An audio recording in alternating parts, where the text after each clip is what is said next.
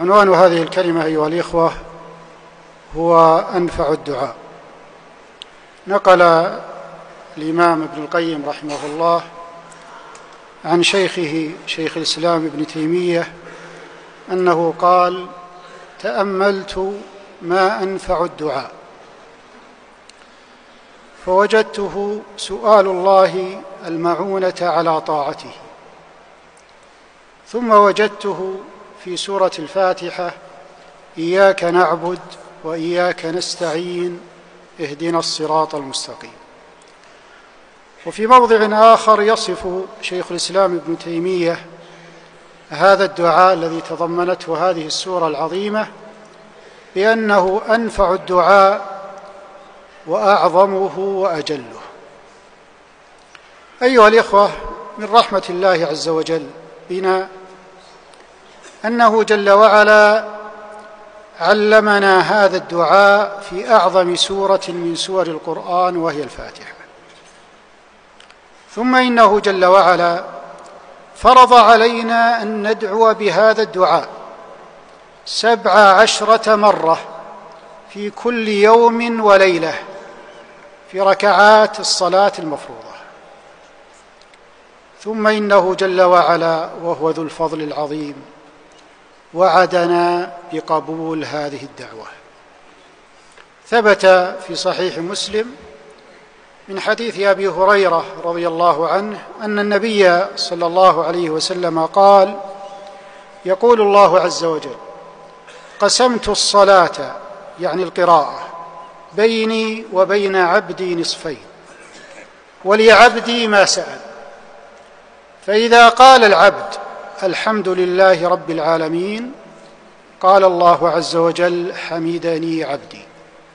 فإذا قال الرحمن الرحيم قال الله عز وجل: أثنى علي عبدي.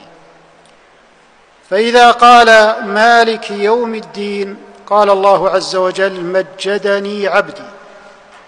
فإذا قال إياك نعبد وإياك نستعين قال الله جل وعلا: هذا بيني وبين عبدي ولعبدي ما سأل.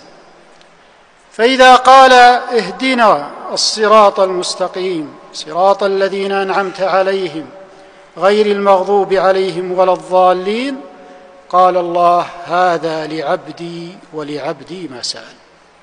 فضل عظيم من الله عز وجل أن علمنا أعظم الدعاء وأنفعه وأجله، وفرضه علينا ووعدنا بقبوله. أيها الإخوة، إذا كان هذا فضل الله علينا فما المشروع في حقنا؟ إن علينا أيها الإخوة أن ندعو بهذا الدعاء عندما نقرأ سورة الفاتحة في الصلاة وغيرها متضرعين لربنا، موقنين بحقيقة افتقارنا إلى مدلول هذه الدعوة العظيمة.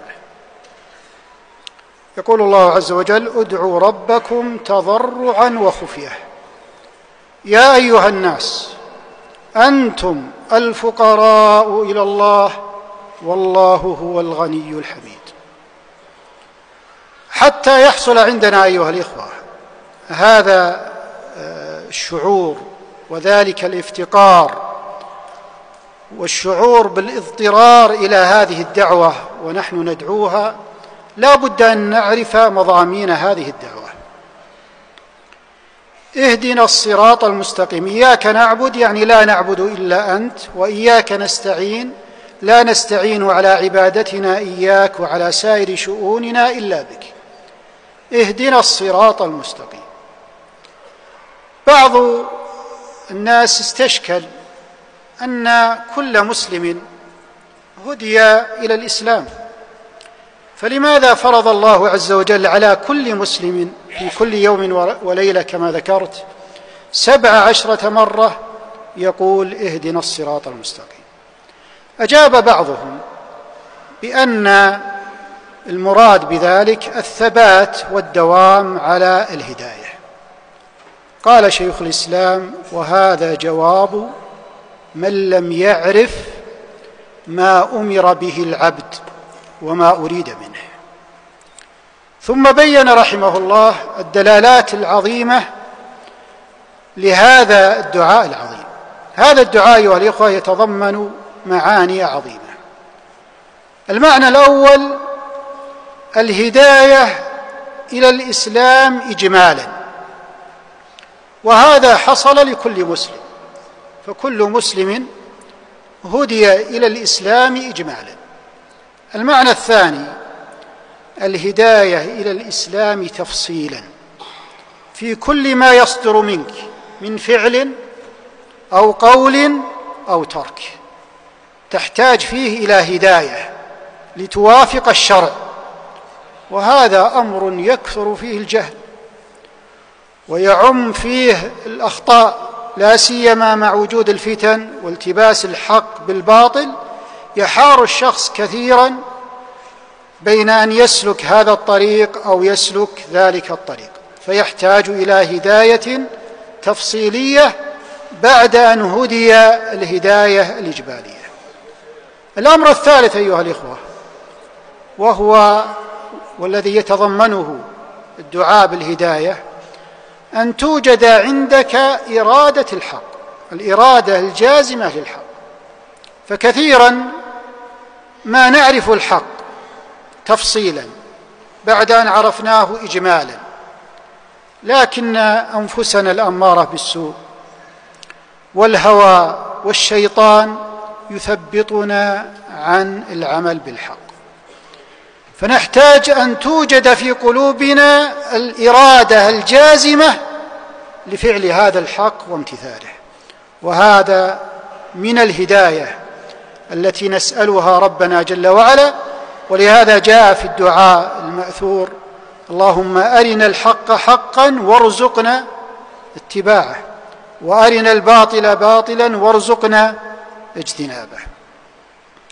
أمر رابع، وهو أنه قد تعرف الحق إجمالا وتعرفه تفصيلا، وتوجد عندك الإرادة الجازمة للحق، لكن يحال بينك وبينه لعدم وجود أسباب القدرة. فمن ضمن الهداية التي نسألها ربنا جل وعلا أن ييسر لنا أسباب القدرة على الحق. إذا وجدت هذه الأمور الأربعة تأتينا قضية أيضا الثبات والدوام، لأن الإنسان لا يدري بماذا يختم له. أيها الإخوة، النبي صلى الله عليه وسلم أخذ بيد معاذ رضي الله عنه كما في سنن أبي داود للعلم النافع والعمل الصالح. اللهم اغفر لنا ولوالدينا ولإخواننا المسلمين، صلى الله على نبينا محمد وعلى آله وصحبه وسلم.